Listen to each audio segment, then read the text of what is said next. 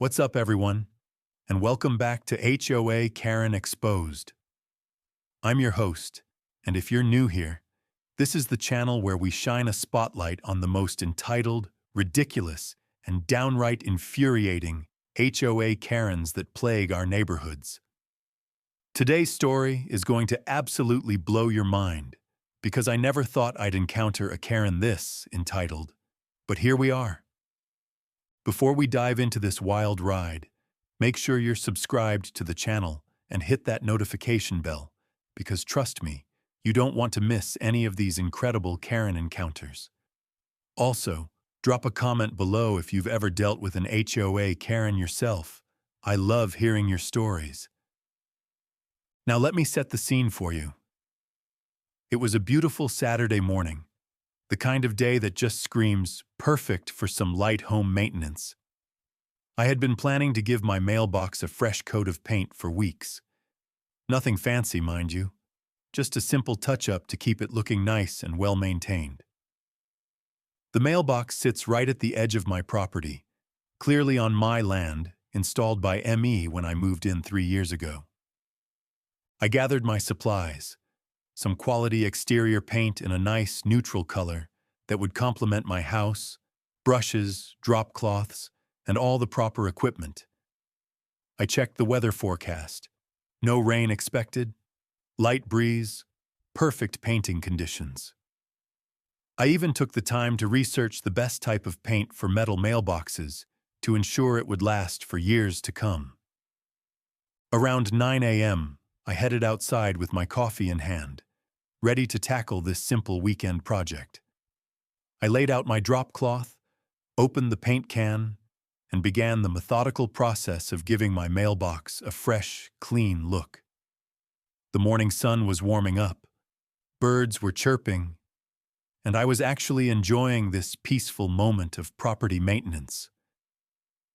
I was about halfway through the first coat when I noticed movement in my peripheral vision. At first, I didn't pay much attention. Neighbors walking their dogs, kids riding bikes, the usual weekend morning activity in our suburban neighborhood. But then I realized someone had stopped and was standing there, just watching me. I looked up to see Janet. Let's call her Janet because honestly, every HOA Karen seems to be named Janet. Standing at the end of my driveway with her arms crossed and wearing what I can only describe as the universal Karen face. You know the one I'm talking about. That perfect combination of disgust, superiority, and barely contained rage that seems to be permanently etched into their features. Janet lives 3 houses down from me, and she's been the self-appointed neighborhood watch commander since before I moved in. She's the type of person who measures the height of everyone's grass with an actual ruler, counts the number of newspapers in your driveway, and somehow always knows exactly what time you got home last night. "Excuse me," she called out in that particularly condescending tone that immediately puts you on edge. "What exactly do you think you're doing?" I paused mid-brushstroke and turned to face her fully. "Good morning, Janet. I'm painting my mailbox. How's your Saturday going?" Now, I want to emphasize here that I was being genuinely polite. Despite Janet's history of being, well, Janet, I always try to maintain a cordial relationship with my neighbors. After all, we all have to live here together, right? But Janet's expression somehow managed to become even more sour. "You can't just paint whatever you want whenever you want," she declared, as if she was delivering some profound universal truth. "There are rules, there are procedures, there's a process." I blinked slowly, trying to process what I was hearing.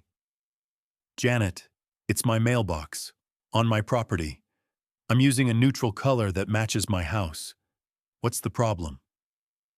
"The problem," she said, emphasizing the word like I was a particularly slow child, "is that you didn't get approval from the HOA. Any exterior modifications require written approval submitted in triplicate with a detailed plan, color samples, and a timeline for completion. Now I need to give you some context here. Our HOA is, how do I put this diplomatically, not exactly the most organized or efficient organization. They meet once every 3 months in Mrs. Henderson's living room. Their biggest concern is usually whose turn it is to bring snacks, and their most controversial decision in recent memory was whether to approve yellow or white daisies for the neighborhood entrance landscaping. "Janet," I said, trying to remain calm, "I've painted this mailbox twice since I moved in. No one's ever said anything about needing approval for basic maintenance." "Well, I'm saying something now," she snapped. "And furthermore, that color is completely inappropriate for this neighborhood's aesthetic standards." I looked down at the paint can. It was a classic forest green, the same color as my front door, my shutters, and about half the mailboxes in the neighborhood. If this color was inappropriate, then apparently half our neighbors were living in violation of Janet's mysterious aesthetic standards. "Janet, this is literally the same color as my house trim. How is it inappropriate?" "It's too bright," she declared with absolute certainty. "And you're getting paint on the ground." I gestured to the drop cloth I had carefully laid out beneath the mailbox. "I'm using a drop cloth. There's no paint on the ground." "There could be paint on the ground," she countered, as if the mere possibility of a paint spill was equivalent to an actual environmental disaster. At this point, I realized we were having one of those conversations where logic and reason had left the building, and I was dealing with someone who had already made up their mind that I was wrong, regardless of any facts or evidence to the contrary. "Look, Janet, I appreciate your concern for neighborhood standards, but I'm going to finish painting my mailbox now. If the HOA has an issue with it, they can contact me directly." I turned back to my painting, hoping that would be the end of it. Spoiler alert, it wasn't. "Oh, you think you can just dismiss me like that?" Janet's voice had risen to what I like to call the pre-screech level, that warning tone that indicates a full Karen meltdown is imminent. "You think you can just do whatever you want without consequences?" I sighed and put down my brush. "Janet, what consequences are you talking about? It's my mailbox." "We'll see about that," she said ominously. And then, I kid you not, she pulled out her phone and started dialing. "Who are you calling?" I asked, though I had a sinking feeling I already knew the answer. "The police," she announced dramatically, as if she was calling in a hostage situation. "You're vandalizing property, and I won't stand for it in my neighborhood." Now, I want to pause here for a moment and let that sink in. This woman, this absolute embodiment of suburban entitlement, was calling the police because I was painting my own mailbox on my own property. The sheer audacity was almost impressive in its completeness. "Janet, you cannot be serious right now." "Oh, I'm dead serious," she replied, already speaking to what I assumed was a 911 dispatcher. "Yes, hello? I need to report vandalism in progress. Someone is spray painting property without permission on Maple Street." "I'm not spray painting," I called out. "I'm using a brush, and it's my property." Janet covered the phone with her hand and hissed, "The police will sort this out." I stood there, paintbrush in hand, trying to comprehend the surreal situation I found myself in. Here I was, engaging in the most mundane possible homeowner activity, and somehow I had become the subject of a police report. While Janet continued her dramatic phone performance, I decided to document what was happening. I pulled out my own phone and started recording, because honestly, who would believe this story without video evidence? This is absolutely insane, I said to my phone camera. I'm literally painting my own mailbox, and my neighbor has called the police claiming I'm vandalizing property. Janet finished her call and stood there with her arms crossed, apparently convinced that she had just struck a blow for justice and neighborhood order. The police are on their way, she announced with satisfaction. Great, I replied. I'm sure they'll be thrilled to mediate a dispute about mailbox painting on a Saturday morning. Mock me all you want, Janet said, but you're about to learn that actions have consequences. At this point, I made a decision. I was going to continue painting my mailbox.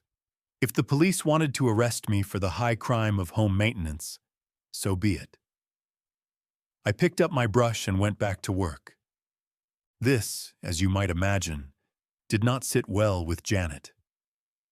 "You can't just keep painting," she shrieked. "The police are coming." "You're supposed to stop when someone calls the police." "Janet, I'm not committing a crime. I'm painting my mailbox. The police are welcome to watch me finish."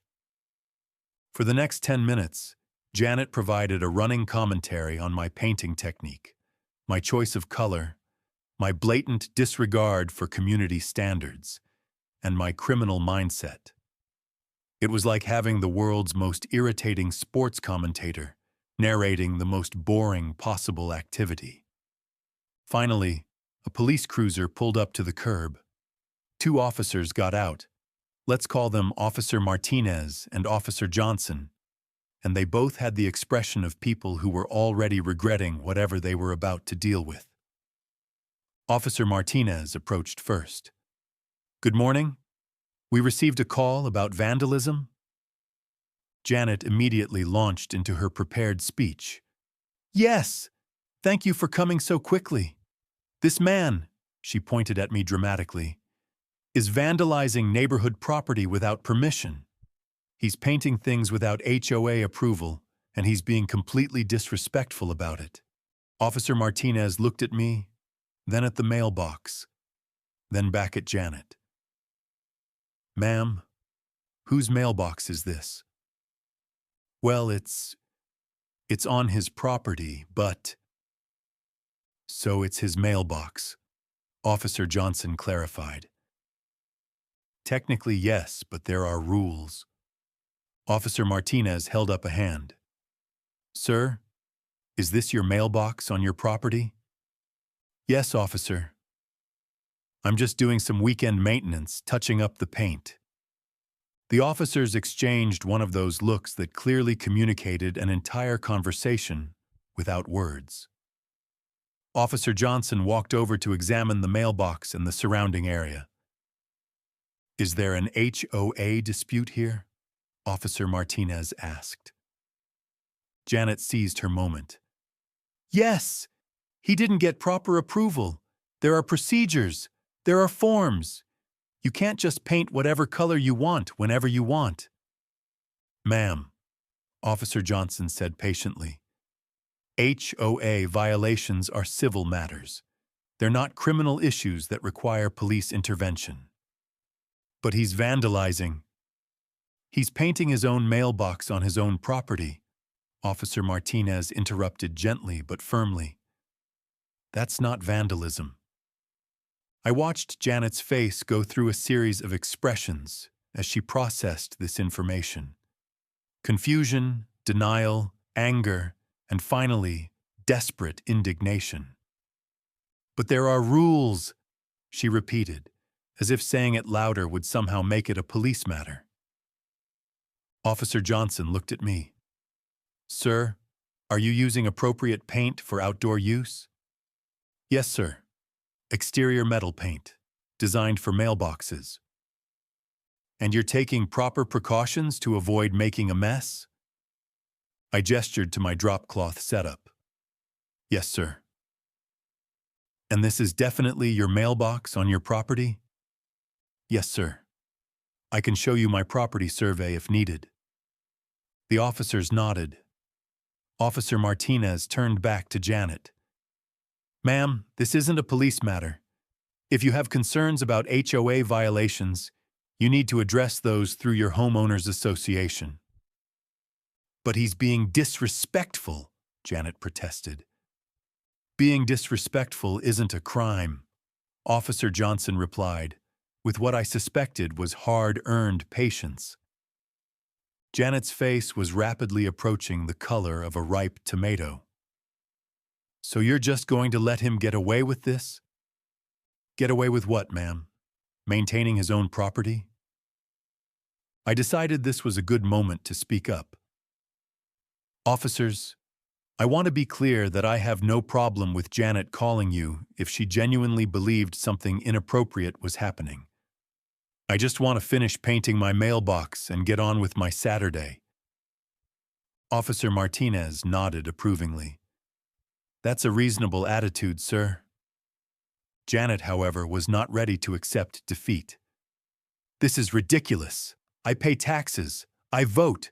I deserve to have my concerns taken seriously. Your concerns were taken seriously, ma'am, Officer Johnson replied. We responded to your call, we investigated the situation, and we've determined that no crime is being committed. Well, what about the HOA rules? Like I said, that's a civil matter between you and your homeowners association. The police don't enforce HOA regulations. Janet stood there for a moment, clearly struggling with the concept that the police were not going to arrest me for mailbox painting. Finally, she played what she apparently thought was her trump card. Fine, but I'm reporting this to the city, and the county, and the HOA board, and my husband's law firm. Officer Martinez sighed. That's your right, ma'am. Is there anything else we can help you with today? This is an outrage, Janet declared, but she was clearly running out of steam. The officers thanked me for being cooperative, reminded Janet that 911 was for emergencies only, and headed back to their patrol car. As they drove away, I gave them a friendly wave, which they returned. Janet, meanwhile, stood in my driveway looking like someone had just explained to her that gravity was optional. This isn't over, she muttered. Janet, it never even started. I'm just painting my mailbox. She stomped off toward her house, but not before delivering one final pronouncement. The HOA will hear about this. I went back to painting, and you know what? It was actually pretty therapeutic after all that drama. I finished the first coat, cleaned my brushes, and decided to take a break before applying the second coat. About an hour later, my doorbell rang. I opened it to find Janet standing there with a clipboard, flanked by two other neighbors I recognized, but didn't know well. We're conducting a survey, Janet announced, about neighborhood property maintenance standards.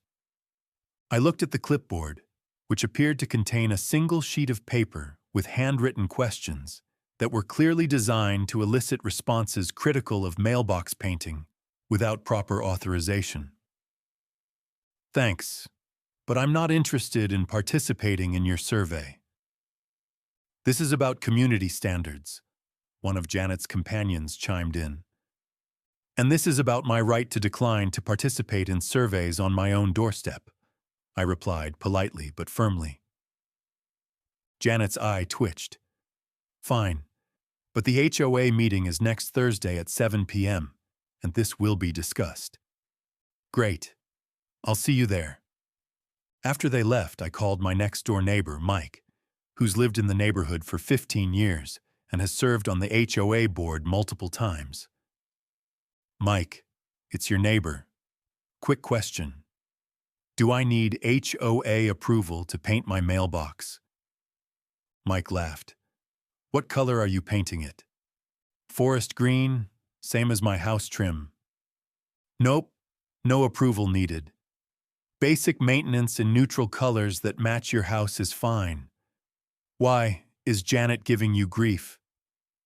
I told him the whole story, and Mike laughed so hard I thought he might hurt himself. She called the police. Over mailbox painting. Oh man, wait until I tell my wife. She's going to love this. So I'm not crazy? This is as ridiculous as I think it is? Brother, this is the most ridiculous thing I've heard since Janet tried to get the Hendersons fined for having their newspaper delivered before 6 a.m. because it was disruptive to the neighborhood's peaceful morning atmosphere. That made me feel better. At least I wasn't losing my grip on reality. The next Thursday, I showed up to the HOA meeting. It was held in Mrs. Henderson's living room, just as I'd described, with about 12 residents in attendance. Janet, of course, was there with her clipboard and what appeared to be a PowerPoint presentation loaded on her laptop. The meeting started with the usual business, reviewing the minutes from the last meeting, discussing the budget for landscaping the neighborhood entrance, and debating whether to repair or replace the community mailbox cluster at the end of Oak Street. Then Janet stood up.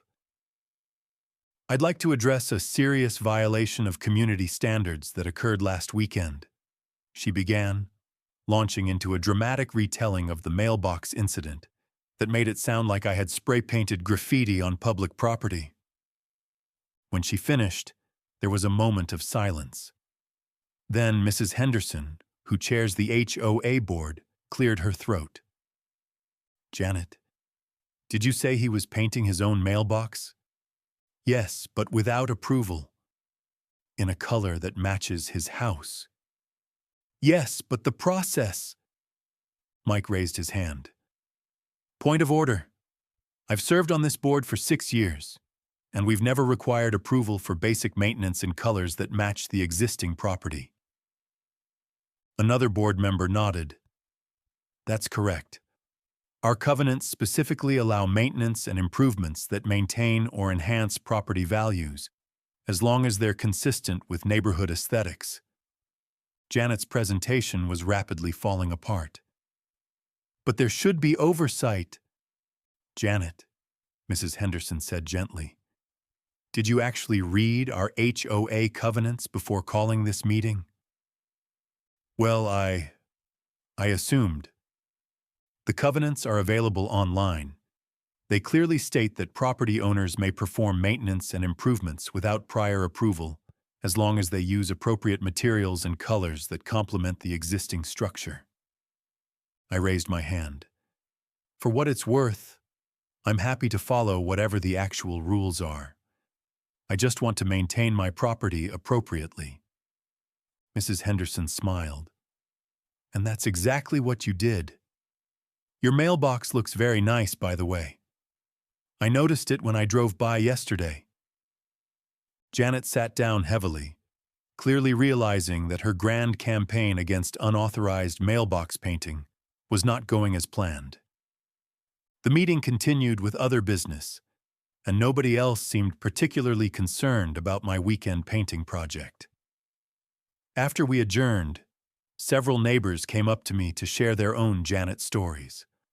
Apparently, she had previously tried to get the Johnsons cited for having a bird feeder that was attracting too many birds, complained about the Smiths' lawn being excessively green, and once called a neighborhood meeting to discuss the problem of people walking their dogs past her house more than twice per day. As I was leaving, Janet cornered me in the driveway. This isn't over, she said for the second time that week. Janet, what exactly do you want here? My mailbox is painted. It looks nice. It's within the HOA guidelines, and it's not affecting you in any way. It's the principle, she replied, as if that explained everything. What principle? The principle that neighbors should be able to maintain their own property. The principle that rules matter and procedures exist for a reason. But there was no rule requiring approval for what I did. Janet stood there for a moment, clearly struggling with the logical inconsistency of her position. Finally, she said, Well, there should be. And with that, She marched off to her house, leaving me standing there marveling at the sheer determination required to remain indignant about something that was never actually wrong in the first place. The story doesn't quite end there, though.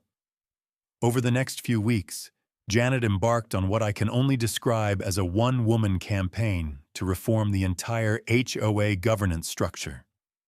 She started a petition to require pre-approval for any exterior modifications, including, but not limited to, painting, gardening, decorating, and the installation or removal of any fixtures or accessories.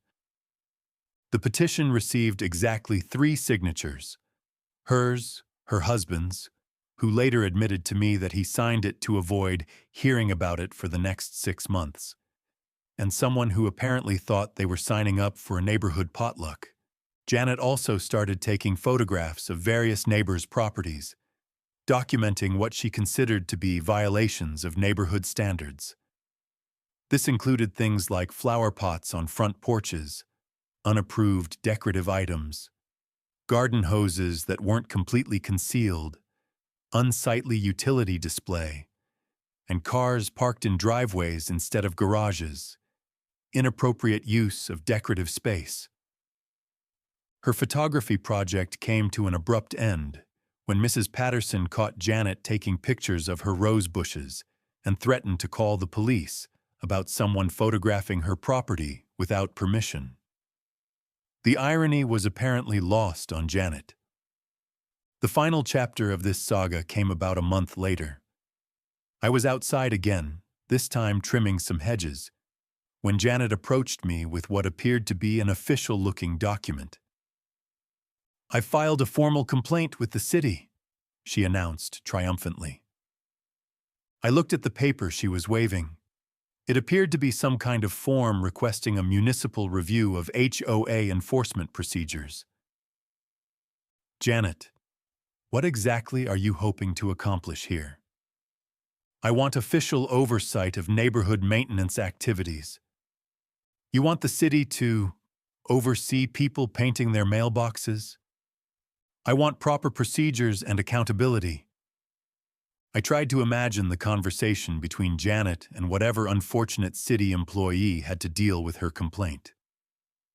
"Ma'am, you want us to regulate mailbox painting? In what way exactly?" The city, as it turned out, had about as much interest in regulating residential mailbox maintenance as you might expect.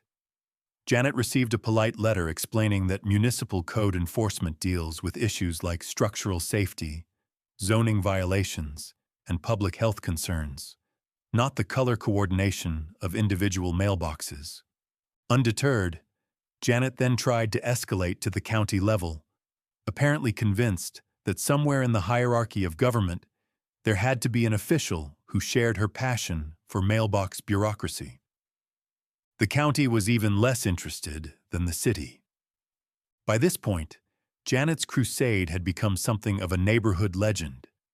People would joke about getting mailbox permits and ask each other if their garden gnomes were properly authorized. Someone even made a fake certificate declaring my mailbox officially approved by the Department of Residential Painting Oversight and left it in my mailbox as a gag gift. Throughout all of this, I continued to maintain my property as I always had. I painted my front door the following spring, forest green to match the mailbox, planted some new flowers in my garden beds, and even installed a new porch light, all without seeking Janet's approval or filing any forms in triplicate. Each time I did any kind of maintenance, I half expected to see Janet appear with her clipboard and her disapproving expression. But as the months went by, her appearances became less frequent. Either she was finally accepting that her campaign for mailbox regulation wasn't gaining traction, or she had found some other neighborhood issue to obsess over. I did run into her at the grocery store a few months later. She was in the produce section, examining apples with the same intensity she had once applied to neighborhood property standards. "Hi, Janet," I said politely. She looked up, clearly recognizing me but apparently unsure how to handle this unexpected encounter. "Oh, hello. How's everything going?" "Fine," she replied curtly, then paused. "Your mailbox still looks adequate." Coming from Janet, this was practically a glowing endorsement. "Thanks. I'm planning to touch it up again next spring." She nodded stiffly and pushed her cart away, but not before I caught what might have been the tiniest hint of a smile. Looking back on this whole experience, I've learned a few valuable lessons about dealing with HOA Karens and neighborhood conflicts. First, always know your actual rights and responsibilities. Read your HOA covenants, understand local regulations, and don't just take someone's word for what the rules are, even if they seem very confident about it. Second, document everything. If I hadn't recorded parts of my interaction with Janet, people might not have believed just how absurd the situation really was. Third, stay calm and polite, even when dealing with unreasonable people. The police officer's positive response to my situation was partly because I remained respectful and cooperative throughout the encounter. Fourth, don't be afraid to stand up for yourself when you're in the right. Janet was counting on me being intimidated by her aggressive approach and backing down. When I continued painting my mailbox despite her protests, it sent a clear message that I wasn't going to be bullied. Finally, sometimes the best response to unreasonable behavior is simply to let it run its course. Janet's escalating complaints eventually became so obviously ridiculous that they undermined her credibility more effectively than any argument I could have made. The truth is, every neighborhood has a Janet, someone who has appointed themselves as the unofficial enforcer of standards that may or may not actually exist. These people often mean well, in their own way.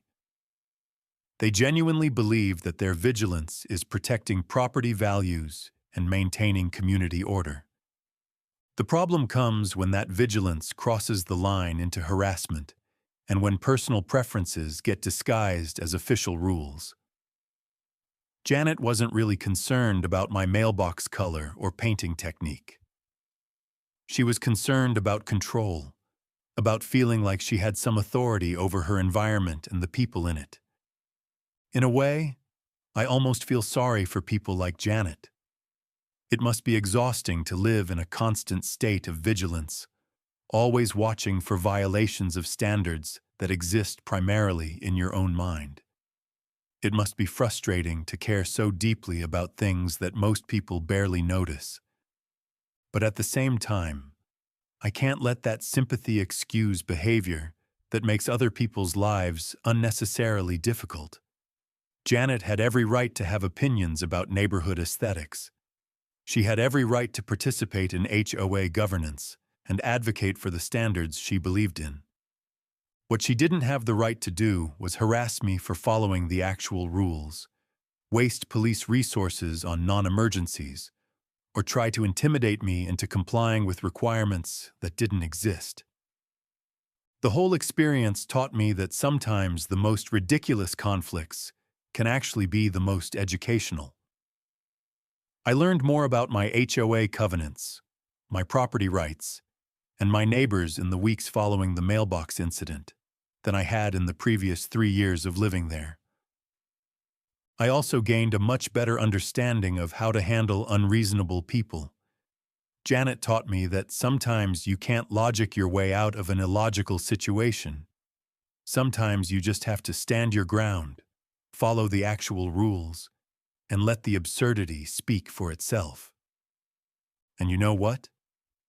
My mailbox still looks great. It's held up beautifully through a full year of weather, and I've received several compliments from neighbors who actually appreciate the effort I put into maintaining my property. Janet, meanwhile, has moved on to other causes. I heard through the neighborhood grapevine that she's now focused on trying to get the city to install speed bumps on our street, because she believes people are driving excessively fast through the neighborhood. Her definition of excessively fast apparently includes anyone driving over 15 miles per hour. Some things never change. But here's the thing that really gets me about this whole situation. Janet's behavior actually made the neighborhood a little bit worse, not better. Her harassment and unreasonable demands created conflict where none needed to exist. Her misunderstanding of the rules caused confusion and frustration.